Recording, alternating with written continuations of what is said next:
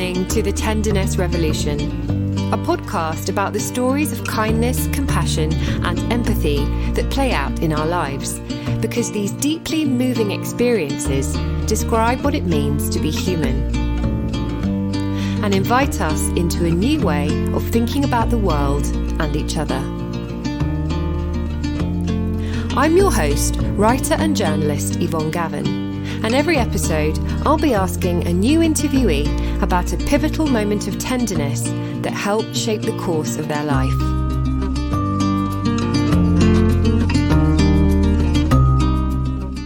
I'm here today with Clover Stroud, Sunday Times bestselling author of My Wild and Sleepless Nights, prolific journalist and mother of 5, who lives in rural Oxfordshire in the UK with her husband Pete and their family. Perhaps it's not surprising that Clover's Instagram feed is overflowing with images of her beautiful blonde children getting up to mischief and cute ponies wandering around her country kitchen, given the bohemian Wiltshire household that Clover grew up in. Herself one of 5 children. She counts the famous potter and businesswoman Emma Bridgewater among her siblings, along with the brilliant artist and founder of Gifford Circus, Nell Gifford, who tragically died from cancer at the end of 2019. Well known for writing about the way life feels, the rawness of new motherhood, the pain and heartbreak of losing her mother after decades spent in a coma following a horse riding accident, but also the joy and wonder of life.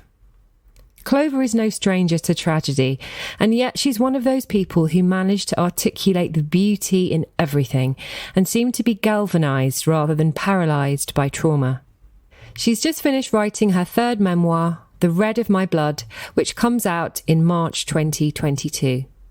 I'm really excited to share this conversation with you, and I hope you enjoy listening to it as much as I enjoyed taking part in it, because Clover really is a truly remarkable and inspiring person.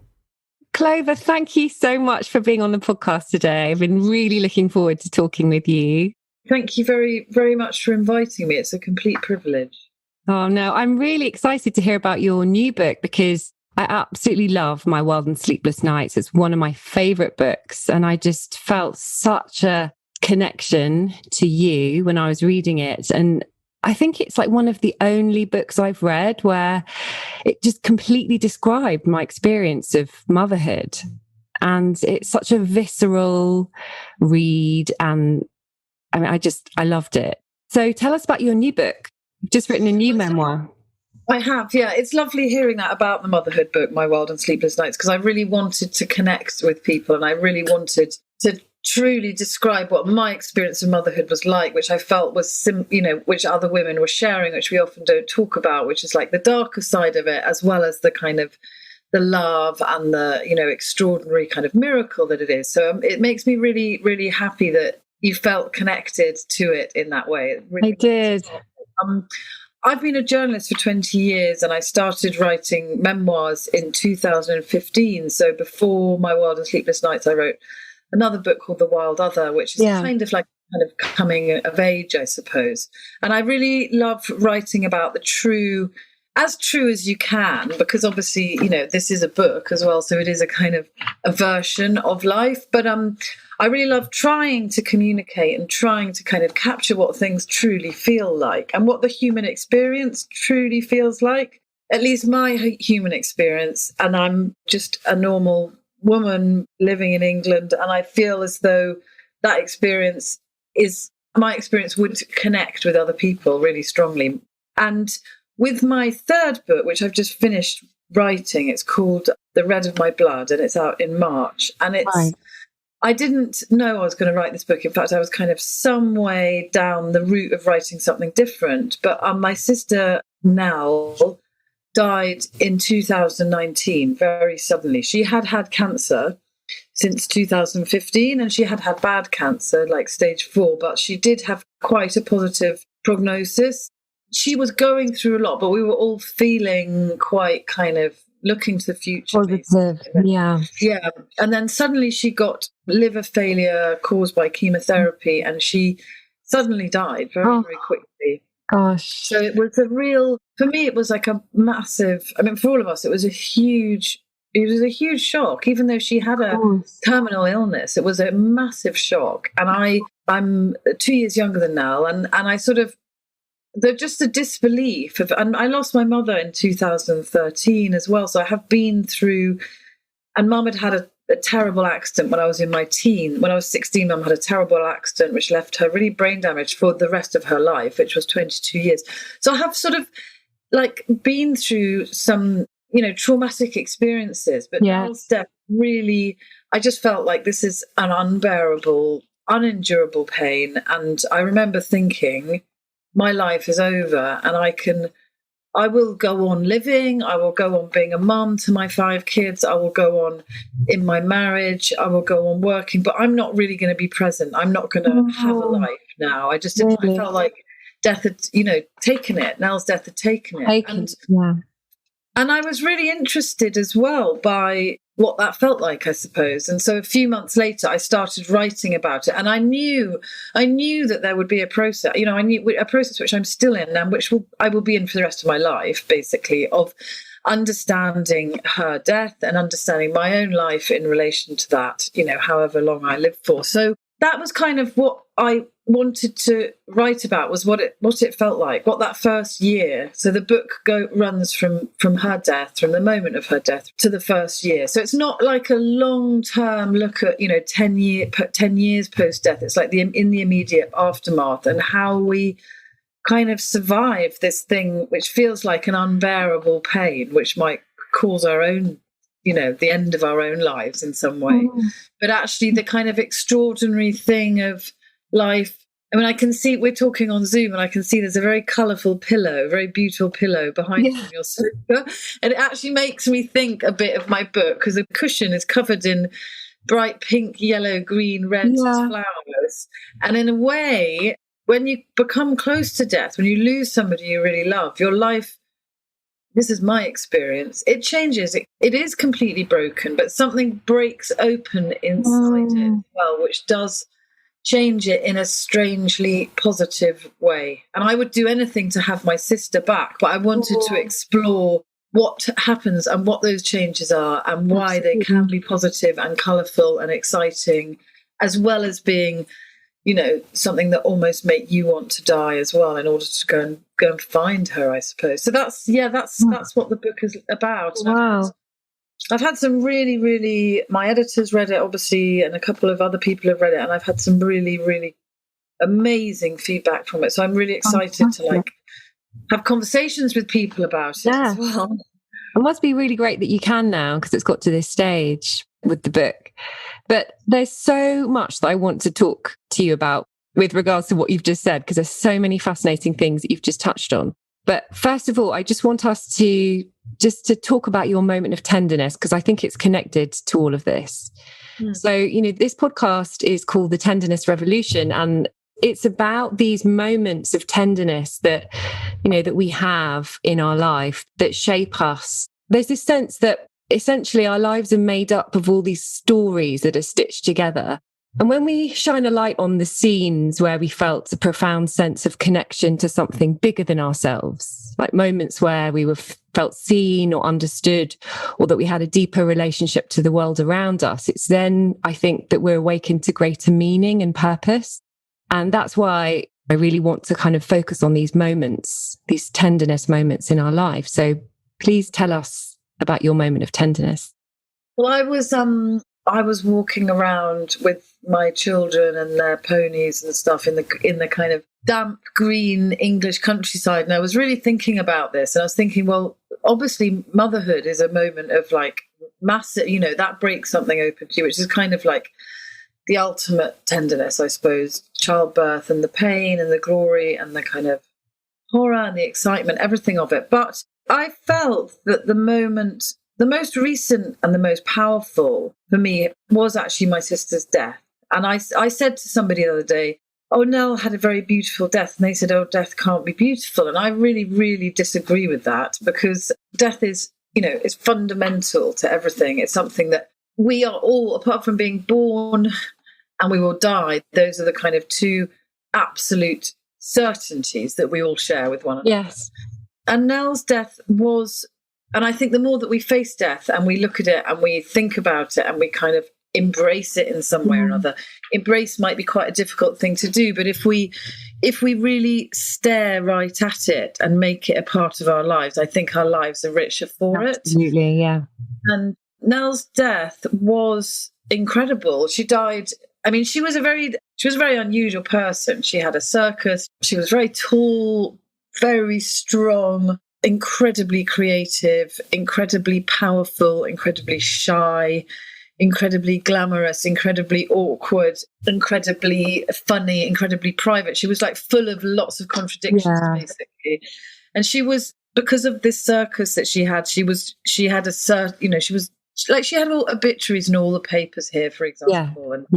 But people didn't really know her. They knew a version of like this woman who had, been to university and then started a circus, but that's actually really different from the person who was an assistant. So they knew like the larger than life version, sort of. Yeah, but not the kind of this contradictory, interesting woman, basically. But her death was like her. It was like incredibly beautiful and powerful and magnificent and dramatic. And it was, if you could stage manage your own death, it would be, she kind of really pulled it off. She shouldn't have been 46. I wish she'd been 96 when that happened. She was way, way too young. But she had been in hospital for a few days, and then she was being preparing to move back to hospital in London to see her regular oncologist there from the country where she was. And then suddenly she got liver failure. And so I spoke to her on Friday night, and she said, yes, I'll see you tomorrow and I'm going to pull through, and we're going to have, there's lots to happen still, and life is going to go on and everything is going to be all right, was basically what she was saying. And we were making plans. And then the following morning, the hospital called me and said, you'd have to come into hospital right now. And then when I got there, they said, she's got a day to live. So all of the family were around her, and everybody was able to have a conversation with her and to have, kind of profound and important conversations. And then some of her friends came to see her after that, and she wasn't really conscious at that point. But the fact that I was able to be there, my dad was able to be there, my other siblings were able to be there, that we were able to kind of hold her. And we had this incredible experience of sitting with her throughout that night and reading to her and talking with each other. Some friends came and sang to her, read poetry to her. So it was really, really powerful. And then she went on Sunday evening, and it was, it's hard talking about it even now. Sort of, it will be coming up for 2 years in December 2021, but it's hard talking about it. Yeah. That's very recent. Yeah. And the actual fact of having sat with somebody who you have known, you've been babies together. She was my older sister who, we slept in the same bedroom, the same bed, and we had an incredible closeness. We also had a really fiery relationship. Like, I think it's easy to think, I think if you're sisters, it's a hot relationship. Yeah. It can be really powerful. Yeah. It can be a lot of competition and jealousy and love, which can, at the flick of a switch turn to kind of rage as well. And it's not all just old lying around and brushing each other's hair and going for lunch and stuff like that. It's not in my experience anyway. But I think when there's depth in a relationship, you're going to have that. You're going to have those highs and lows, and you're going to have the fights. And, when you really know someone, you have that, when you have that intense relationship. Yeah, definitely. But I think that moment as I said, I have been through a lot of trauma. I was 16 when Mum had her accident. Yeah, the riding accident. Yeah, and she was in a coma for several months, and then when she woke up from the coma, she was completely changed, and she couldn't walk or talk or communicate.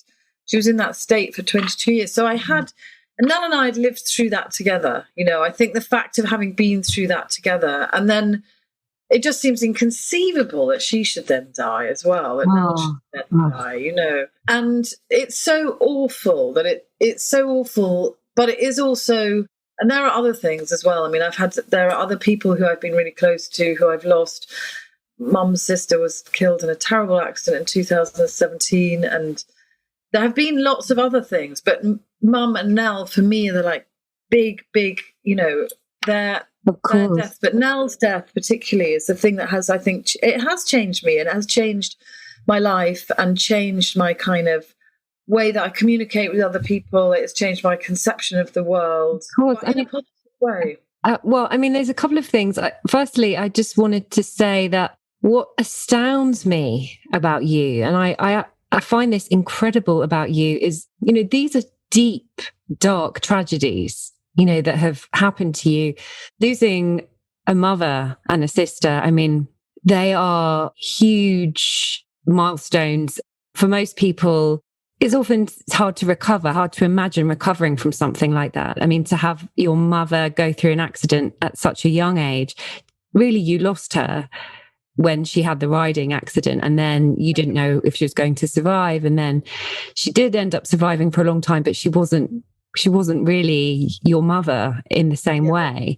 And then to lose your sister, who was also, you know, she was so young and she was your companion in life. And I think for me, what astounds me is the way that you feel your feelings. And I think so many people distract and they numb and they are so afraid of their feelings that they can't bear to feel them. And you have literally gone to these deepest, darkest places, and you have still had the courage to feel, and to feel so intensely that you've actually made these feelings into pieces of art, pieces of literature, that you've been able to use those experiences and turn them into something that's incredibly beautiful, but also so rich and helpful to all of your readers. And I'm just really fascinated in how you do it, and where does that come from? Because somehow you have this capacity to feel. And I'm just really fascinated in whether that's because of what happened with your mum, because you were so young, or do you think it goes back before that? I think it does. I think I was quite a sensitive child. I remember I was very close to my cousins when I was a little kid. And I remember, you know, when they left, for example, if they'd been staying with us for the holidays, I remember like crying and this feeling of sadness of like losing them, of when was I going to see them again? And it might be not until the next holidays, which was like 6 weeks ago. And that seemed like an incredibly long time. So, and I was really, really, really close to Mum, and Mum really loved me, really. I'm the youngest of 5 children, and she loved all of us. And I suppose I just got the last bit of mothering, I suppose. She really did love me. Yeah. And so I think that she kind of, I mean, talking about tenderness, I think that she really nurtured and inspired a certain tenderness and a toughness as well, because I think it was maybe the accident that made me tough. But I was 16 when it happened, and it's I've got a son who's 20, and when he got to 16, I actually found it really hard. I just looked at Jimmy and I thought, my God, if you had to go through the loss of home, the loss of mother, the loss of the sort of center of the hub of family life, I found it really upsetting kind of imagining it, the same thing. But I do think, because I was 16, I think it was like, I mean, I quite often when when I visualize emotion, I get very strong images of stuff, like I can describe emotion, I know, really in a really powerful way when I'm writing. Yes. I can create it in images and colours.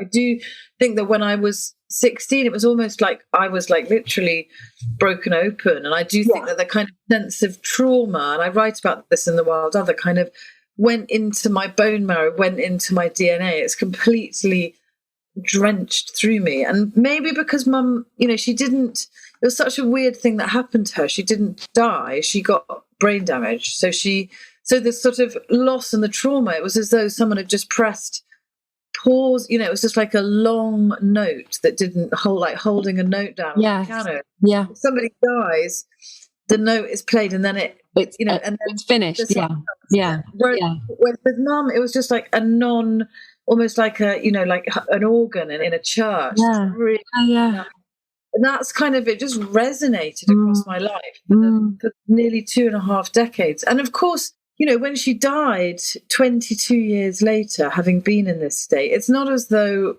you live with the traumatic experience, but the trauma doesn't suddenly end. it's with you forever.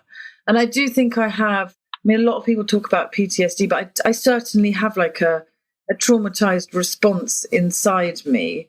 But I actually feel that's been a really positive thing in my life, and it's really enabled my creativity. Sorry, it sounded very American there. And it it's really motivated me. It's made me reach out at life. And that's really interesting. I was actually listening to another podcast, the Grief Cast, and she was interviewing a brother and sister. And what really fascinated me, they were talking about the death of both their parents actually had died when they were much younger. And one thing that really stood out to me, and I wonder if this applies to you, was that they were saying that the loss of their parents was so kind of all encompassing that it was almost like they had a kind of a fuck it approach to life.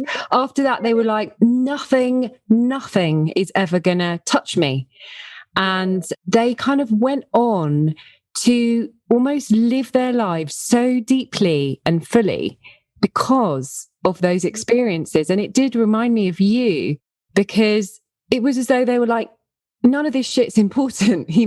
I know what's important now. So they both went on to have careers that were really creative, and they decided almost in an unconscious way that they were only going to do things that really mattered to them. And they both still feel like that, sort of 20 or more years on. They both feel like they fully live their lives. And that part of grief really fascinates me, especially I think grief of a parent at a young age. Yeah, I mean, and it does have different effects on different people. And, it can also prevent you. It could make you live a more fearful life, I suppose. Yeah. What it is that makes you, then be incredibly nervous. I mean, I always find it interesting with horses. I ride horses all the time. Mum's accident was a riding accident. And sometimes people say to me, oh, I like horses. I went riding but then when I was, a teenager, I fell off or had a bad accident. I've never ridden again. And I've really experienced, a terrible accident of my mother, and I've had many riding accidents myself, but I would never stop riding. My nerve may change, but like, what makes somebody say, well, I'm not going to do that again because it was a bit dangerous, which is kind of like the rational, sensible thing to do. I'm going to go and find something else I'm interested in. What is the thing that makes you think, because the horse stuff for me, we grew up with ponies, and then Mum had this accident, and then I went off, I rode race horses. I went off to Texas and lived on a ranch and rode in rodeos. I did a lot of riding in southern Russia in quite dangerous circumstances. For me, horses were always like a way of going into different communities and meeting people and connecting with people. But like, I did choose quite dangerous horse life to go for. And that's interested people as to like, well, why do you kind of go after the danger? But I think that in answer to your question, I think there's like an element of that. For me, I didn't want the traumatic experience, this awful thing that happened, to kind of ruin my life. I didn't want it to define my life. Yeah. And in a way, it did define my life, because I think it also motivated me to go and do this. Yeah. But I didn't want to, I wanted to almost be like, just, I'm going to kind of face this, I suppose. And I'm not going to stop me. I'm not going to live a fearful life. Yeah. I'm going to live a life by half measures. And I think with Nell's death, I feel that as well, as like recently, and I think a lot of people have felt this in the last year, because, so many of us have had to like reevaluate so much. I'm 46 now, and I just feel like I'm going to do the things that I want to do. I'm going to, craft the experience of my life as much as I can for me and my household, my husband and my kids, of the thing that matters to me, and the kind of experiences that matter to me, and try to connect with people who matter to me, and try to live in a way that kind of honors that sense of I suppose like my childhood, in a way, the kind of adventure and love and being brave and resilient. Those things really matter to me. So to try and kind of bring as much of that into my life as possible, and do the fun stuff. Yeah, fun stuff. Yeah, like, I'm just going to take the afternoon off and go riding all afternoon, or I'm just going to not answer all those boring emails that I don't want to deal with, I'm not going to see that person who is like, who I don't really want to see and who's not really my friend. I'm not just going to go and see them because I think I should be polite. Just because I think I should. Yeah, exactly. It's like you're living your life from, I sometimes think that there's almost two ways to approach life. There's from a place of duty. I think especially with motherhood, coming from a place of duty, when duty's what's inspiring you, or not inspiring you, but pushing you forward, or from a place of almost like release and love, I suppose, ultimately. And I don't feel that you live your life from a place of duty. I think that it's so kind of authentically, you're inspired and then you go with that. And I think it's just all part of this connection you have with your feelings, your emotions, and how it's all a visceral experience to you. But I suppose, sorry. Connect to my emotions. Yeah. Feel my emotions is a really, really important thing for me, definitely. Is that how your mum lived? Did she live like that? Do you think you learned that from her, or do you think it's just you? Mum was very, I hate the word authentic, but I don't know what else to use in this context. She genuinely, she was herself. Yeah. Completely. Yeah. Yeah. She wasn't wacky or wild or anything like that, but she was unconventional. And, right. And she sort of enabled us and encouraged us to be the people that we wanted to be. And I think that I don't like fakeness. I don't like things for show. I hate I hate snobbery so much. I hate the class kind of stuff in this country. I want to connect with people in a real way, I suppose. And I think that she did sort of encourage that in us. But I don't think she was also of a generation where they didn't really, she'll be in her 80s now. They didn't really go into their emotions like we do. And I was talking to a friend of hers recently who just said, we just didn't talk about, she'd been reading my book and really enjoying it. She just said, when she'd been a mum with mum, and at the same time there'd been young mothers together, we just didn't talk about that kind of stuff at all. Yeah. She was kind of saying it was a shame that we didn't. So I don't think it was, but she did encourage this sort of sense of originality, authenticity, sense of being yourself, I suppose. Yeah.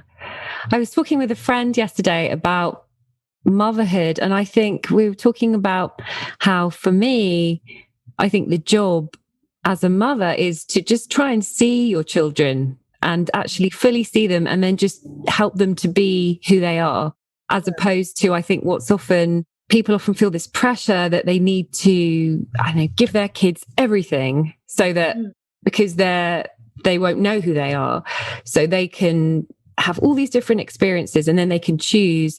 And then I think there's a lot of anxiety, and it can be a bit frenzied because you're just kind of pushing all these different things on your child, and there's anxiety that they're not doing this and they're not good at this and they're not good at everything. And I think that's kind of actually unrealistic because, firstly, I think one of the other things is your children aren't you. And I think that's something that I feel really strongly. And it's taken me a while. My eldest is nearly 16 and she's so different to me. She's very, very like her dad. I think it's just been a process of understanding, learning to understand her and who she actually really is, and then just let her be who she is and experience the world the way she experiences it, which is very different to me. She has a very different lens to me. And I think maybe that's what your mum did for you. She maybe saw you and just kind of helped you to go in the direction that she knew you instinctively wanted to go in, rather than trying to mold you into something like a version of her. Yeah.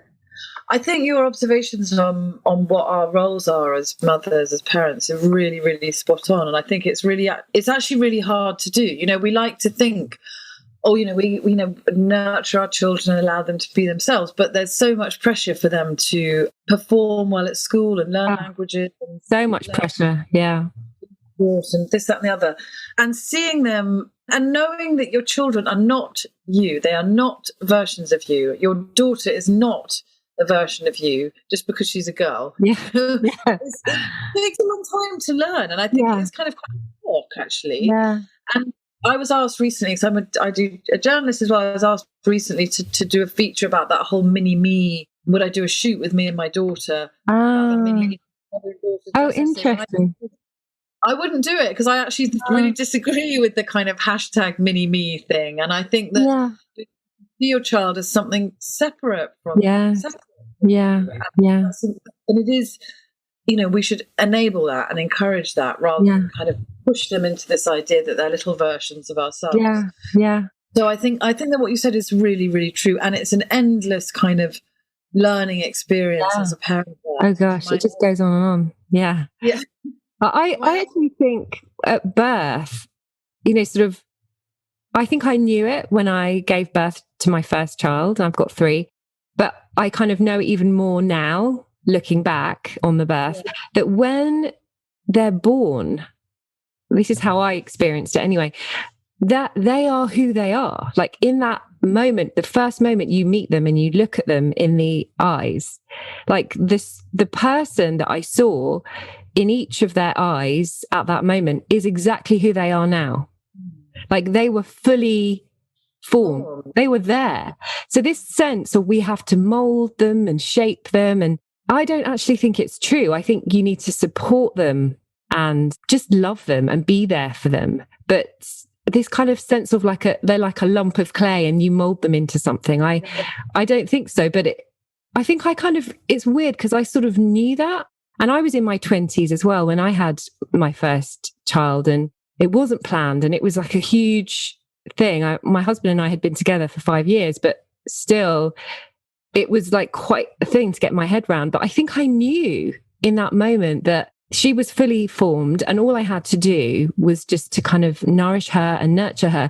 But then somehow I forgot that because of the pressures of society and the conditioning, and I was pulled in all these different directions. And that's where the fear and the anxiety comes from, I think. Yeah, definitely. And I think the thing of allowing them to be, and also listening to them, like truly listening to them, and continuing through teenage life to kind of communicate with them. And that was one of the things that I wanted to write about in My Wild and Sleepless Nights. Was my 5th child, who is now 4, was born when my now 20-year-old child was going into adolescence and getting into adolescent trouble and smoking weed and like just doing normal things that a teenager does. But when it first happens and you've got a newborn baby as well, it's like quite a plate full of stuff. I remember that bit in the book. I really wanted for the message from the book to be like, communicate with your children, see them who they are, let them be the people that they are, and also let them go. They are going to separate from you. So you have to like allow that to happen, but to love them, like loving your children. That sounds like it's an easy thing. It is an easy thing. But that sometimes means just like giving them a break. That and that expectation that we were just talking about, basically. I really got that in the book when Jimmy and you went to the school and you had to kind of go and have this meeting, and I could almost feel like the tension in my body, like, oh God, a meeting with the school, but then you managed to help him find his thing. You didn't kind of hold it against him, and you didn't see it as a slur on you. And I think that's also so tempting. Parents are like, how could you do this to me? But actually, it's not really about you, it's them. And each of these people are who they are. And you can guide them as much as you can, but ultimately they are going to make their own decisions. Definitely. And it's been, Jimmy's 20 now. In fact, he's going to be 21 this year, which is amazing. And he is having had a difficult time where he was expelled, and just it is normal though. I think that was the other thing I wanted to write about. Like when all this, when the wheels come off a bit in adolescent life, it's just like remember your own adolescence, what you were doing at the same time, and don't judge your children. And knowing him as a young adult and watching him kind of getting through the pandemic and how amazing he's been and the different things that he's done, and seeing him growing into this young man, is just such a beautiful experience. It's such a privilege as his mother.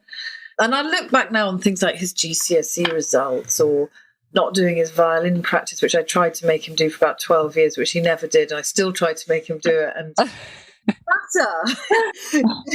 It really, really, really doesn't matter. And then Dolly, my daughter, who's 17, she's completely different again, and she's completely her own person. And I don't know, it's very easy, especially when they're younger, to get quite caught up in the kind of drudgery of it, the repetition of it. It can be really boring, or doing the same thing again and again and again. And I love all of the ages that they are, but I have actually loved the teenage bit, and how fun it is, and how difficult it can be, but how massively rewarding. And I was looking at pictures I was posting on Instagram, some pictures of myself at Jimmy's age wearing the same kind of hat that he was wearing. And it's just funny, feeling everything, life rolling cycles. And actually I was talking to Nell about this not very long ago, 2 years ago I suppose, saying, God, isn't it a relief, like people like Jimmy are coming up and behind us, and there's this younger generation, and it must, as you get older and older, that feeling of like the younger people that it's all being handed on to, I think that must be a great feeling. I'm not that old, I'm only 46, but I love the thought of Jimmy and his generation, who I think are an amazing generation. I think they're so emotionally switched on. Yes, they are. Yeah, I agree. Yeah. I wanted to ask you about something that I felt when I was reading My Wild and Sleepless Nights, was that I feel you have this great sort of compassion for women, and this real sense of of trying to express the fullness of it, because there's so much, I think, in being a woman. I think especially right now, especially when you've got children, and there's so many of different roles that we have to juggle. And there was a bit in the book where you were in the church hall. I think you were waiting for your daughter, I think after ballet, and there you were listening to a conversation between two women, and one of them was talking about how she had given up her job as a molecular scientist or something, and she was going to get a part-time job in a shop because it would fit around the kids. And when I read it, it didn't feel like you were judging her. It felt like you were saying, this is what society does to women. This is the pressure that we're put under when we become mothers. And it's like we were just saying before, I don't think we're encouraged to just see our children fully and support them. I think we're told you have to do this and you have to do this. And if you don't, you're not being a good enough parent and you're not doing it right. And I don't know, it's almost as though society crushes women when they become mothers. Is that what you were trying to say? Yeah, well, one of the things, what I was trying to point out within that is the sacrifices that women make, and how monumental those sacrifices are. Yeah. Because that woman had been, she was a molecular scientist. And I remember so clearly overhearing this conversation, and she said she was going to get a job, I think, in one of the in Waitrose, because there was a good discount. Yeah. Able to do Christmas shopping for her children, and you could fit it in around the children's holidays. Yeah. And I thought about the sacrifices that she was making, and I watched her sitting outside, ballet week after week after week, waiting, whilst looking after younger children as well, whilst I was doing it too. And I actually contrasted it in the book to, I'd recently been sent to interview for a magazine, a kind of, so-called macho, brave TV explorer, let's just call him one of the TV celebrities who you see on, going across countries. Talking about how brave he was and how amazing and how brave. It was constantly about how bloody brave he was. And I just thought, you think that's brave? Being he's probably got a film crew with him anyway. You try spending a week looking after, or a day, looking after a baby and a toddler and a preschooler on your own, and then tell me he's brave. Absolutely. And he probably has someone looking after his children for him so that he can go off and do those things. Yeah. And I wanted to, I really, really felt it was important as well, also because my first book had been about lots of stuff I'd done out in the world, and, riding in rodeos and going off to war zones and things like that. And people said, oh, you were so brave. But that wasn't, in writing the second book, I really wanted to say, to get through the days as a mother and to do it with love and imagination and creativity and energy requires so much of your personal resources. It requires so much, yeah. So much. much. And those kind of frontiers that you face every day in domestic life, every bit as challenging as the frontiers, out in the world. And that was a really important kind of message for me, I suppose. And to applaud women for what they're doing because of that. And it is women. I know that there are men doing it, but you go to the school gates in this country and it's like predominantly women, whether that's a granny, a mum, a nanny, a childminder, I know, I agree, absolutely. And it reminds me of something else that I heard. I was listening to another author talk about, so she actually has neurodiverse kids. I think one of her children's quite autistic, and she's a single mum, and she's a writer. And she was talking about how frustrated she gets when people say to her, you're so frantically busy and, you're making life difficult for yourself because you're doing all this work. And she says, well, but work is that's my solace. Like, that's the place I go to feel like me. And if I can't feel like me, then I won't have anything left to give and I'll just fall apart. But I think that's often not understood about motherhood, how much you have to give and how you have to give yourself something in order to be able to give. And often work, especially if you're creative, that's the place that you need to go. Yeah, I was having a conversation about exactly this yesterday, about, for me, that way of communicating and a way of having a place to explore ideas and connect with other people. My work is through writing, and I feel, but whatever you do, whether it's through hairdressing or writing or dog walking or being a molecular scientist, if you're doing something that, makes you feel rewarded by it, and that might be the way it enables you to communicate with people or care for people or, push boundaries, whatever it is, I don't think it matters what it is. I'm not saying that one thing is, better than... No, it doesn't. I just think that finding the thing that you want to do that means something. Yeah. And it could be a really simple thing. It doesn't have to be like a big profound thing. But if that is a thing for you that works, then what a privilege and what a joy in a way it is to have that. And I would feel, because I've got friends who don't work at all and do motherhood full time, and I just feel as though it must be incredibly hard, much harder than doing motherhood whilst writing books and doing journalism at the same time, which is what I do. At least I get a kind of a place to sort of breathe out, and be yourself. Definitely. Yeah, I definitely found that for me. I was a freelance journalist in London for about 10 years before we moved away. And when we moved overseas, I just couldn't work. There was no space for me. And I had a 9-month-old, but I definitely lost a part of myself. And I went through a period of feeling like I didn't recognize myself, or I had all these kind of strange sensations of who am I when my whole environment has changed. Like everything that I knew that defined me has gone. And now here I am with this role that's everything and there's nothing else.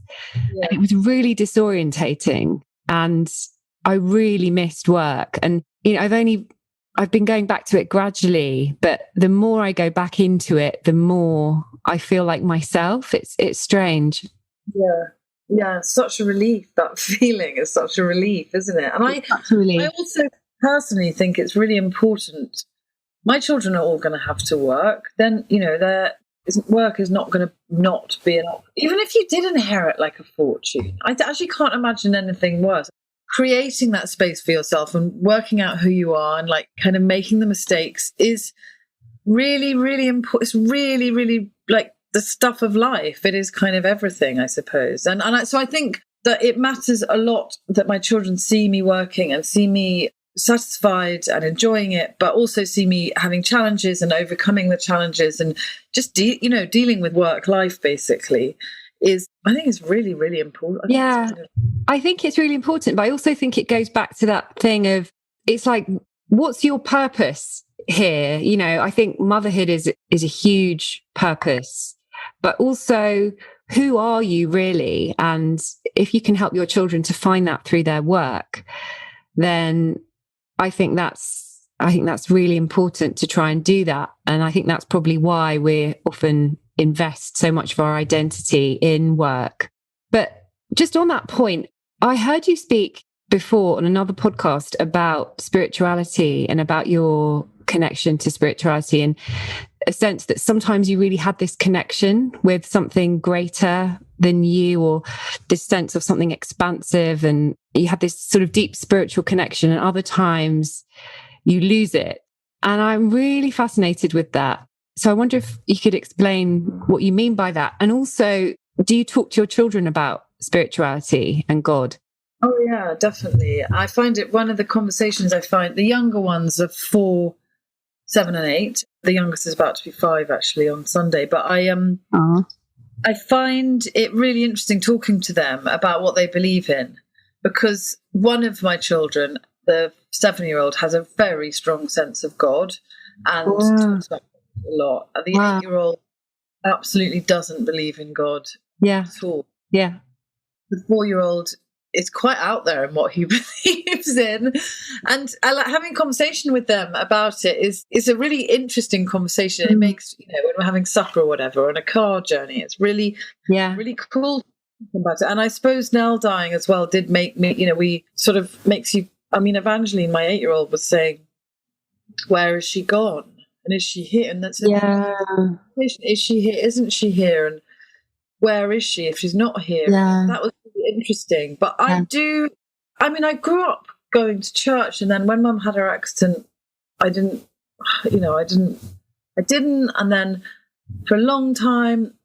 But then later on in life, I definitely have felt, when Mum died, I felt really, really grateful that I knew what a church was and how to use it, and like how to be in a church, I suppose. And so some of the words, because it was, in a way, it's like ritualized emotion, whether you believe in God or believe in the Bible or whatever, it's like ritualized ancient stories, human experiences, and being able to, and I have found, that there's a massive solemnity around death, and you want to like match the solemnity of the death of this person with solemn actions sometimes as well, immediately after the death. And that means I remember talking to Nell about it, like craving, when Mum died, like craving Gregorian chanting and candles, like some really, really big solemn feeling to match this feeling that we had inside us. And I definitely believe in something. I believe in God, I think. And I kind of explore this in the book a lot as well, because one of the big questions in this new book is like, where are you? Where have you gone? And I really enjoy talking on Instagram actually to people about their experiences of where they think the people that they love have gone. And and sometimes looking for those signs is like a huge source of comfort, whether it's a robin or a rainbow or whatever. And then sometimes it makes you feel really like angry as well, because is that all it is? Like maybe you are a rainbow and that's all it is. You're a rainbow, or is it just a rainbow as well? And that interests me, and that continues to interest me. And also just, we live near a place called the Ridgeway, which is this like ancient hills with a... Oh, yes, I know, yeah.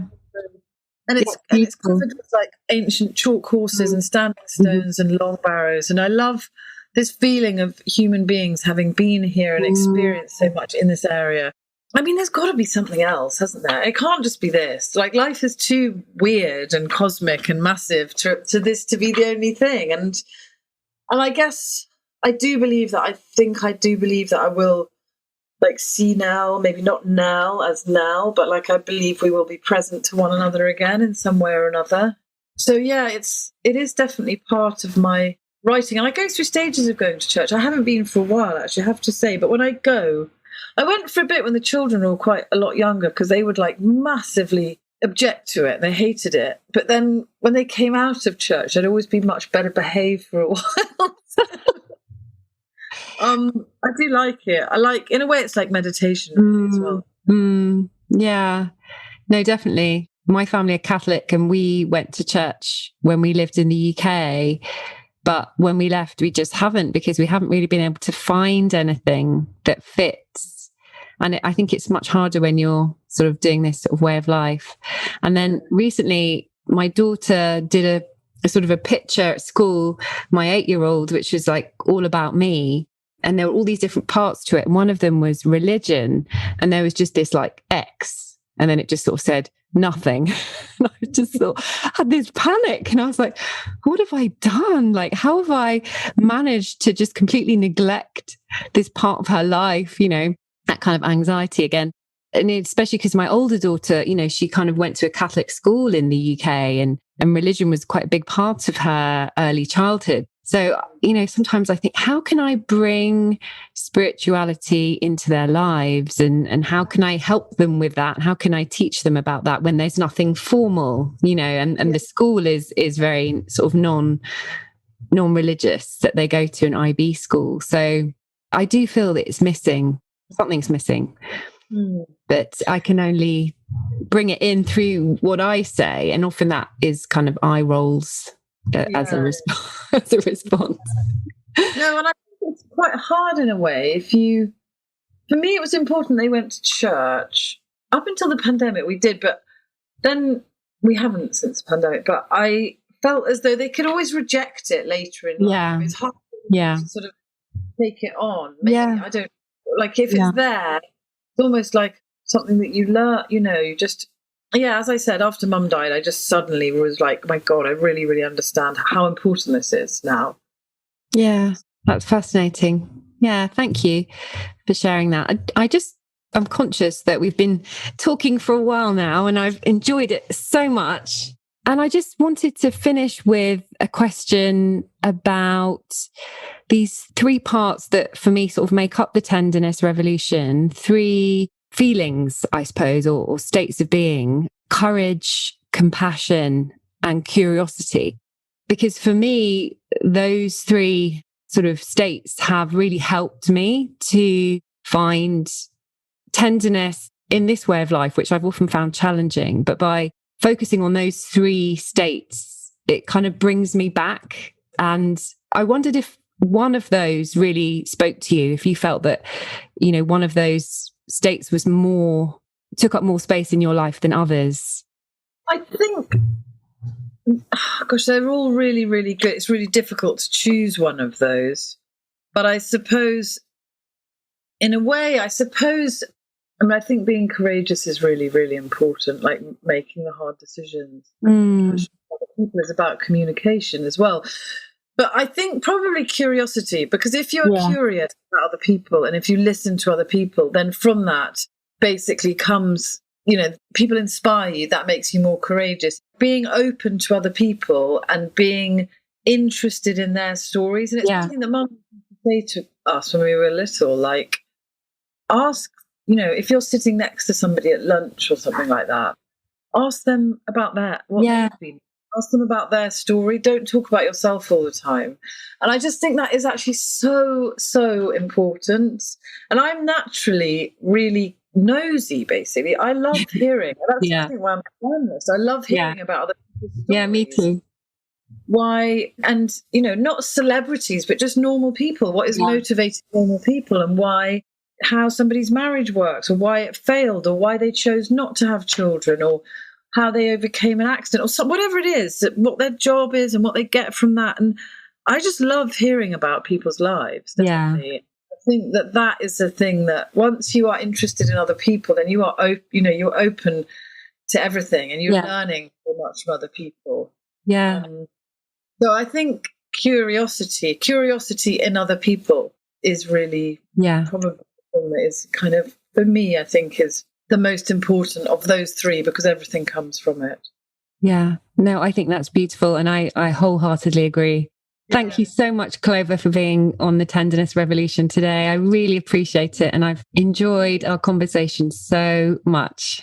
Yeah, no, it's been really, really lovely. And I really look forward to you reading the new book, because there is what we've been talking about. There is so much of that in this book. And I'm really looking forward to being able to talk to other people about it, and talk about their experiences of death or losing people, and what it has done to them. So it's a real privilege to talk to you. Thank you very much. Thank you so much.